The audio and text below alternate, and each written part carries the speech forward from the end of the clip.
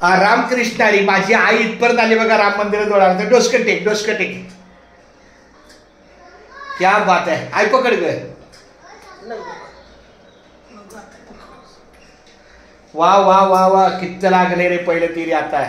चित्तला पडो देह माझा तुझे गुण गाता, तुझ्या पायथ्याला विसावला माता. संपले जीवन संपली ही गाथा, तुझ्या पायथ्याला विसावला माथा.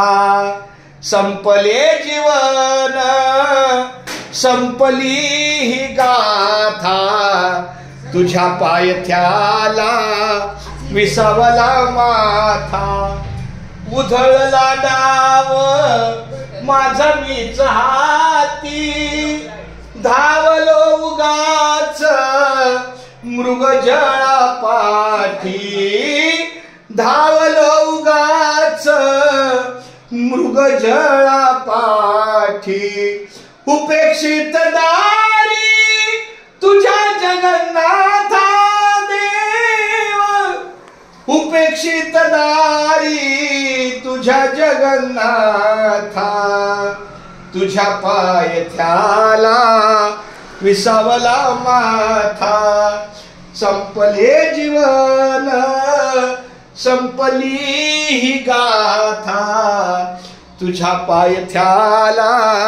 आई जेव्हा ह्या इथं मूर्त्या बसल्या ना, सगळ्यांनी 100-200 सोन्याचं पान ठेवलं. मी काय ठेवलं सांग बरं. मी माझ्या हाताने रामकृष्णाने लिहिलेलं पानं ठेवली. माझ्या नामस्मरणाची पानं ह्या प्रत्येक मूर्तीच्या खाली ठेवलेली. हा मग माझी ती हे इकडे बघा. हे बघा. जेव्हा ह्या ठिकाणी मूर्त्याची प्रतिष्ठापना झाली तेव्हा ब्राह्मण आले. ते म्हणले खाली काय काय ठेवायचं आहे प्रत्येका. मग तो व्हिडिओ केलाय मी. मग मी लिहिलेलं रामकृष्ण हरी विठ्ठल केशवा गोविंद माधवा या नामस्मरणाचा, नामसागराचा, नामलेखनाचा मी पहिलं पान फाडलं. मी लिहिलेल्या वहीचं अख्खी वही ठेवणार होते, पण बोले नको, एक पान. मग एक पानाचं पूजन केलं आणि प्रत्येक मूर्तीच्या खाली एक पान ठेवलं. आणि कुठलं माहिती आहे का, पहिलं पान ठेवलं ज्ञानेश्वरी गाथा, गाथेचं एक पान लिहिलेलं ठेवलं. तुकाराम ज्ञानेश्वरीचं ज्ञानेश्वरी लिहिलं, तुकाराम गाथा. नंतर पंचरत्न संत हरिपाठ आणि भागवद्गीता. 4ही प्रकारचे लिहिलेलं मी त्यांच्या पायी ठेवलंय.